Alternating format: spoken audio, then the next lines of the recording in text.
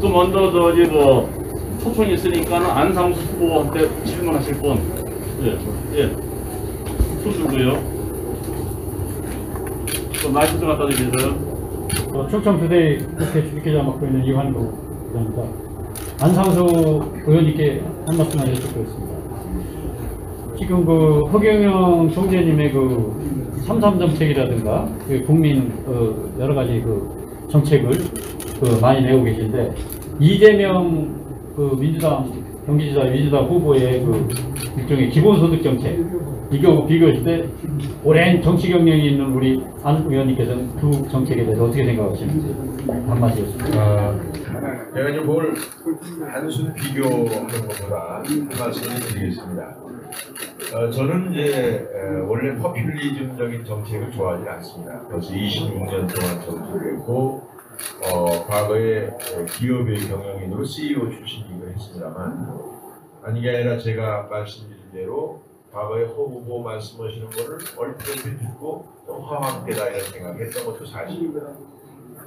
그런 가운데 요즘에 이제 시대가 바뀌었습니다. 걱정스러운 것은 지금 코로나로 인해서 또 문재인 정권의 경제정책 실패로 인해서 두 가지 요인이 상승작용을 해가지고 우리 서민들이 대단히 어려움을 겪고 있습니다. 특히 소상공인들, 우리 자영업자들, 이런 분들이 우리 경제의 주축을 차지하고 있는데, 이분들도 그리고 중소기업 하는 분들이 우리나라의 많은 고용과 경제 활동에 그야말로 책임 있는 분들인데, 지금 이분들이 거의 다 문을 닫게 됐어요. 그래서 이 분들을 그야말로 같이 우리 함께 국민들과 함께 우리 국민들로서 최소한의 인간적인 어떤 삶을 살게 하는 것은 필요한데, 이것을 어떻게 해야 될 것이냐에 대해서 고민을 하던 중에 많은 분들이 사실 허경영 후보의 정책을 벤치마킹 했던 것도 또한 사실입니다. 그런 가운데 지금 보면은 오히려 이재명 지사의 이재명 후보의 정책은 지출 막 퍼준다는 그런 내용을 많이 국민들한테 어필이 됐는데, 어떻게 할 거냐라는 거에 대해서 오히려 허 후보보다 저는 부실하다고 생각을 했습니다. 따라서 국민들께서 만약에 이런 포퓰리즘적인 후보를 이러한 국민들한테 이런 배당금적 성격이라든지 국민들한테 시혜적 혹은 국민들한테 지급하는 이런 우리 복지적 성격의 자금은 오히려 우리 허 후보가 차라리 낫다. 우리 국민의힘이나 저 같은 경우에는 일단 이런 보편적 복지보다는 나름대로 자립이 가능한 분들한테는 자립을 하게 지원을 하고, 그것이 모자라는 분들한테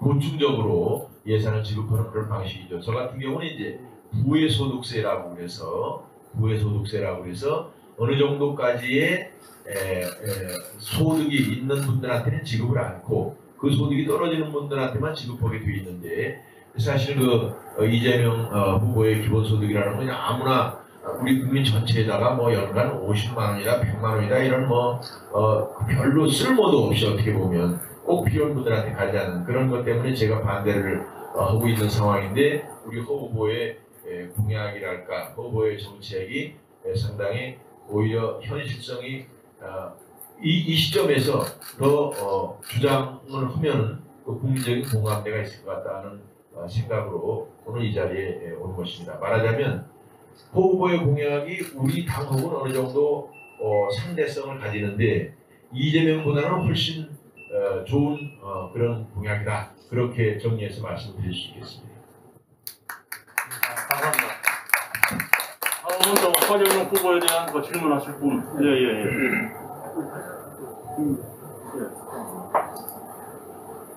네, 반갑습니다. 대한일보의 권병창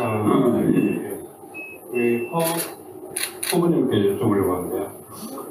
대선이나 이렇게 이제 도전을 하실 때 보면은 국민 배당금에 대해서 많이 설득력을 갖고 어떤 트레이드 마크가 되어 있는데 그 과거와 지금 현재 특히 또 하나는 그 이색적인 게 박정희 사상연구소하고 좀 이렇게 많이 어필을 하시더라고요. 그 새로운 전략이나 구상을 좀 어떤 건지 좀 여쭤보겠습니다. 그러니까 내가 이제 삼성에 이병철 회장의 양아들이 있을 때 반도체 아이들 내가 냈죠. 뭐 이래서 이제 그 반도체가 우리 경제를 약간 이끌어갔다고 봐야죠. 그 이제 이 회장이 박 대통령을 소개시켜서 새마을운동, 자유공명협동, 또 뭐 오늘 한국 정치에도 내 공약이 30년 전에 내놓은 삼선 정책이 결혼하면 1억 주자. 그 당시 애 낳으면 3천만 원 주자. 했는데 저런 돈을 어떻게 주냐? 사기꾼이다. 이렇게 내가 이제 사기꾼 누명을 썼는데 그 30년 사이에 초등학교가 3,600개가 없어졌어요. 3,600개 초등학교에다가 곱하기 1,000명씩을 곱하면 우리나라 인구가 어린애들이 얼마나 없어졌는지 국민들이 놀랄 겁니다. 이렇게 될 것을 미리 30년 전에 출산 정책을 결혼하면 1억, 애 낳으면 3천만 원 과감하게 제시하니까 그 당시 내 참모들이 대통령 나가시면서 그게 무슨 말입니까? 10만 원 주면 딱 맞는데 1억이 뭡니까? 1억이 두고 봐라. 언젠가 이 1억이 우리 국민들의 결혼 문제를 해결할 수 있다. 근데 실제 그때 1억을 줬으면 너도 나도 결혼합니다. 그래서 우리 인구가 그대로 유지됐을 거예요. 근데 지금 우리는 일본이 인구가 1.75%가 딱 되니까 일본 정부가 인구 담당하는 장관을 임명했어요. 나라의 위기다. 2%는 돼야 되는데 두 사람이 결혼해서 두 사람을 안 낳고 1.75%를 하니 일본 인구가 줄어들어가고 있다. 그래서 국가가 비상을 걸어가요. 인구 늘리는 장관을 임명했습니다. 그리고 거기에 대응한 결과 일본 인구는 줄어들지 않고 있습니다. 근데 우리는 뭡니까? 30년 전에 주장하는 나를 사기꾼이다, 미쳤다 이러더니 이제 와서 뭐 남녀 성비례를 동등하게 만든다고 성인지 예산은 32조, 출산 장려금으로 45조를 금년에 책정했어요. 이런 나라는 출산 예산이 한 사람당 1억 6천만 원 들어가는데 그러면 그거를 논아주면 될 텐데 그나마 주지 않습니다. 정부 예산 전용이에요. 그러니까 세계에서 출산 예산을 제일 많이 쓰는데 아이는 안 낳는 나라, 제일 적게 낳는 나라. 이런 정부 예산 집행에 문제가 있다. 여기 우리 존경하는 안상수 대통령 후보님 말씀대로 그 세계적인 인천대교를 건설하시면서 국가 돈 안 쓰고 민자로 유치해가요. 그 30년 만에 그 우리가 내는 차비 내는 걸로 통갑이 내는 걸로 그 다리 다 나중에 시에다가 기부하는 거예요. 어마어마한 돈을 인천시 대한민국에 벌어주신 분이 말하자면 그걸 민자로 안 하고 국가 돈으로 했다면 그 엄두나 나겠습니까? 누가 그런 예산 주겠습니까? 안 주죠. 그러니까 그 비싼 땅값이 비싼데 그 섬을 확장해가지고 평당 60만 원대 미만으로 땅을 조성해서 그거를 우리 주택난을 해결하고 아파트를 짓고 해외 기업들을 유치하고 이런 빌딩을 짓고 그 조경을 만든 것은 상상을 초월하는 그런 아이디어맨이. 그날 우리 안상수 이 후보님을 존경하는 겁니다. 저는 아직까지 이런 분을 아직 본 적은 없어요. 오늘 처음 이렇게 직접 만나 뵙지만은 그 항상 그 다리를 지나갈 때마다 나는 안상수 후보님이 만들었다는 걸 알고 있었거든. 또 송도를 가서 있을 때마다 그 조경에 대해서 감탄을 했어요. 그 전부 우리 안상수 시장님이 만들으셨다. 그래서 나는 거기에 대해서 알고 있었기 때문에 그렇다고 뭐 이 시장님을 만나러 가서 만날 수도 없는 거고 오늘 이렇게 참 대통령을 나가시다 보니까 나는 이런 우리 안상수 후보님 같은 분이 우리나라에 정말 대통령이 될 출마할 자격이 아주 완벽하게 갖췄다고 나는 생각합니다.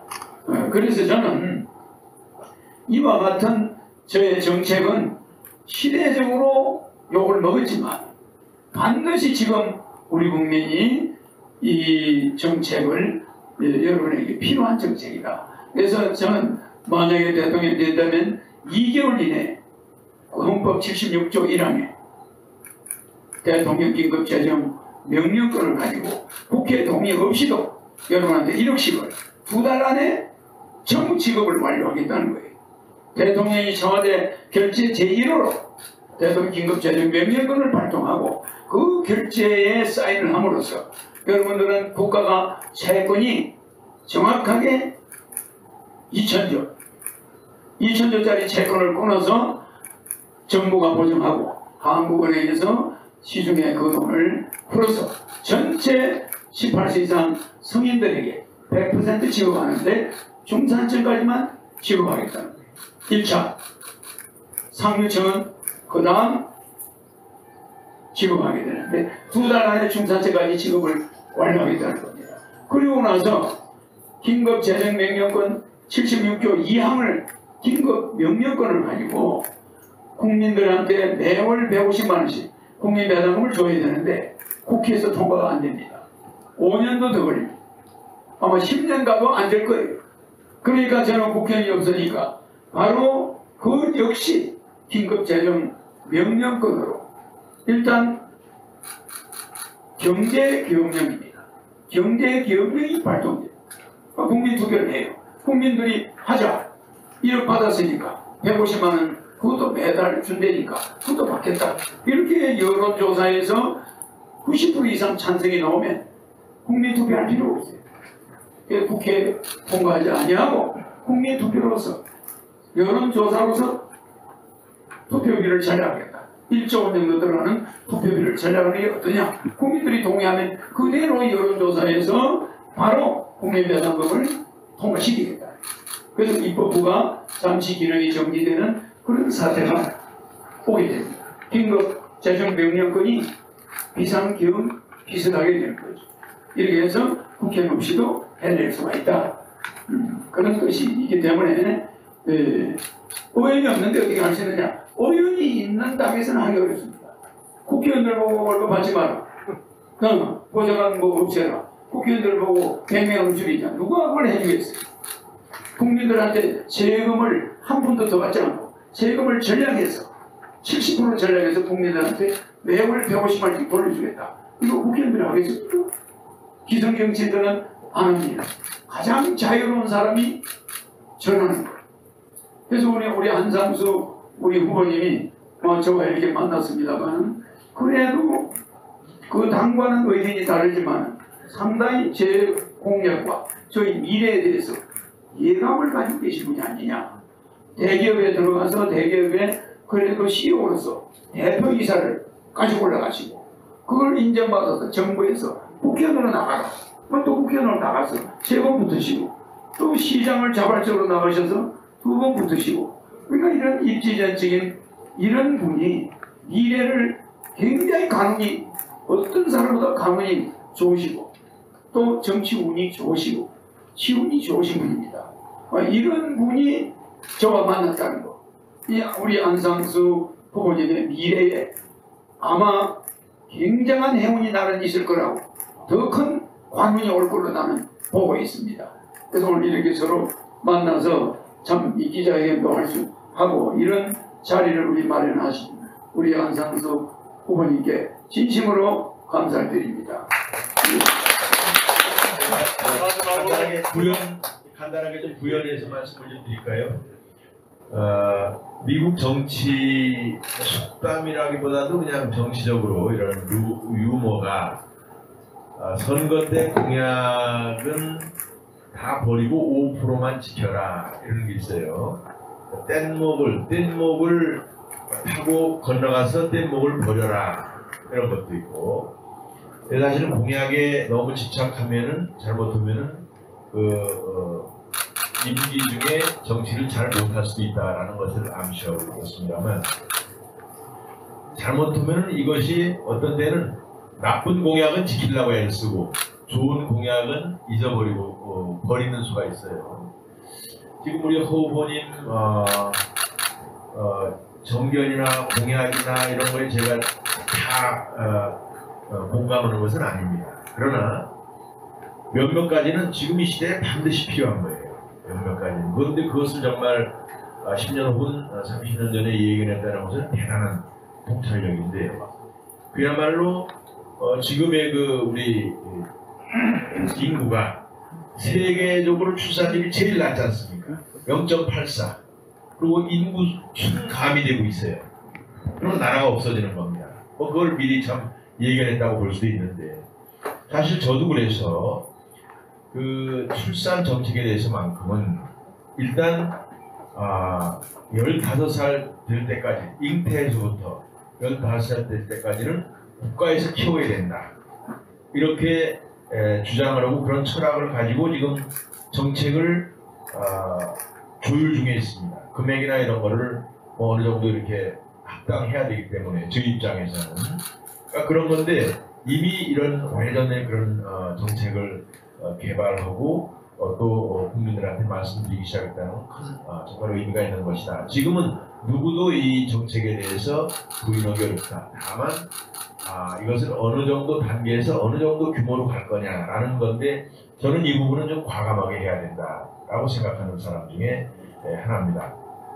저 자신이 모두에서 말씀드렸듯이 저는 이렇게 포퓰리즘적 정책, 소위 현금 살포적 정책이라는 것에 대해서 부정적인 견해를 가지고 있습니다만 우리 어린이들 국가를 유지하기 위해서 그리고 그것도 많은 어떻게 보면 생태계 조성이 돼서 거기서도 그런 산업이 발전되게 돼 있는 겁니다.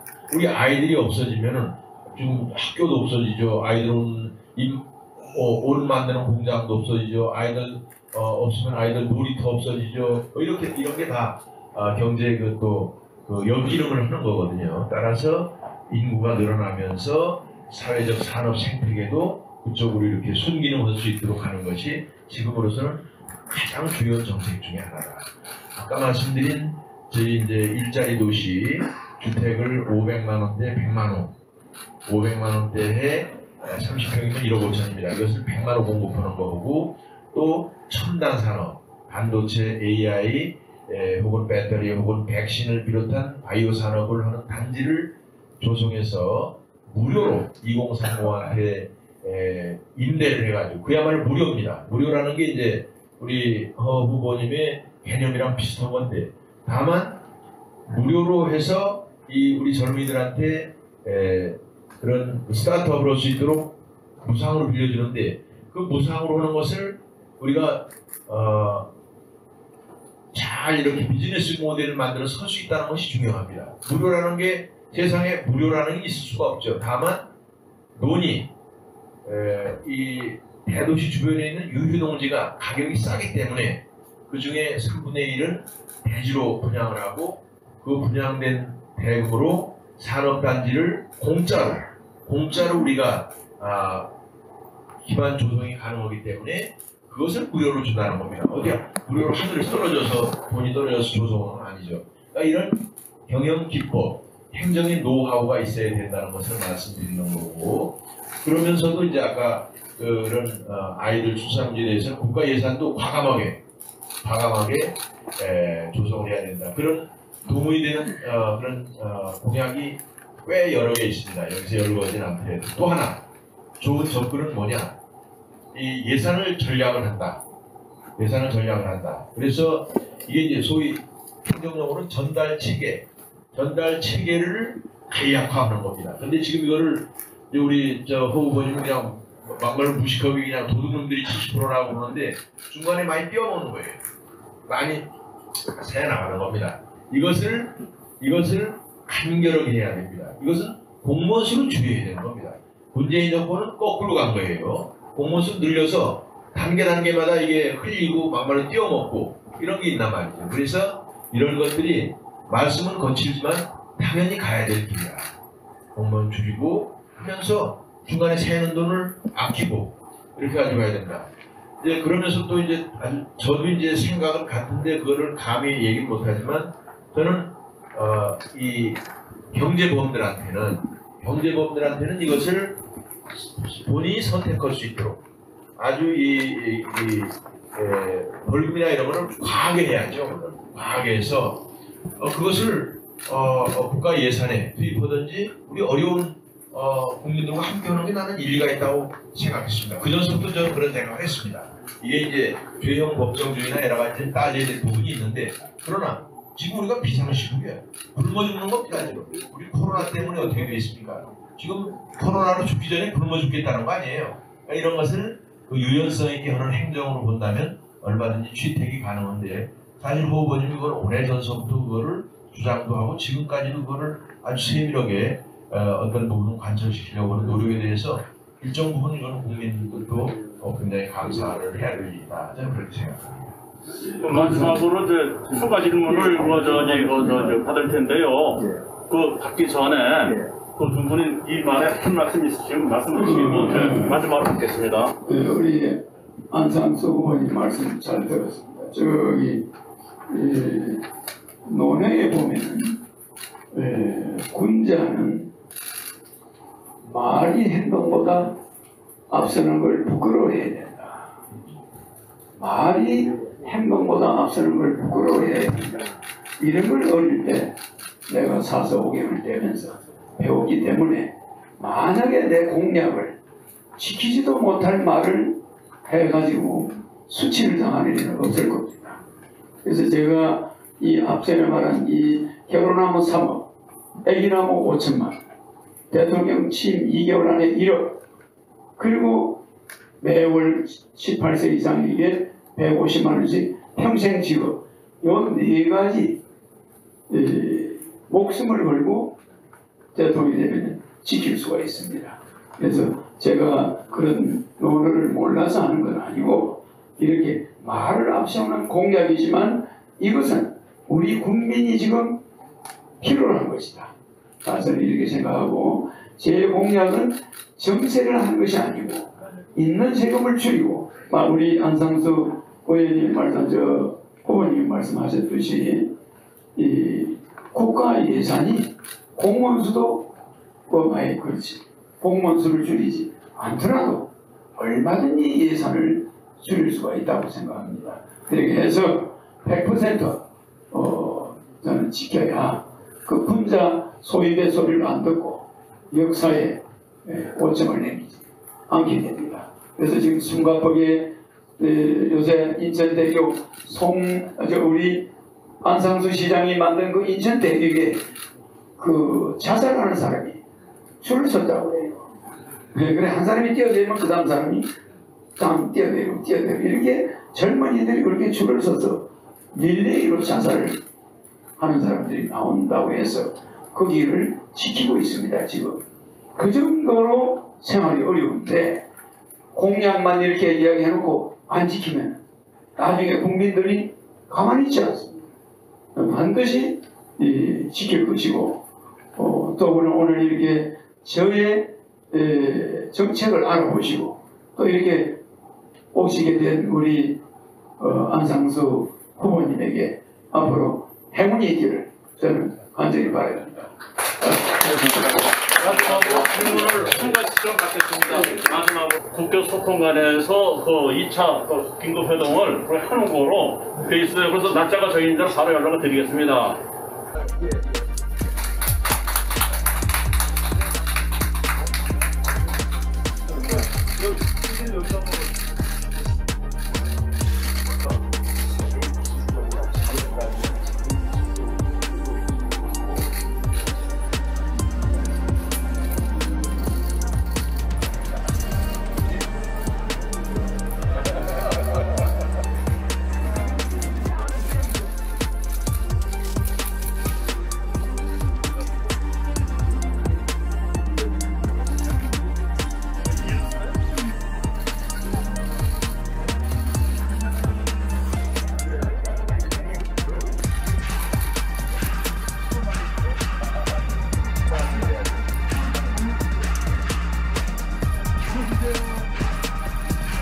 부분의 그 수업을 확실하게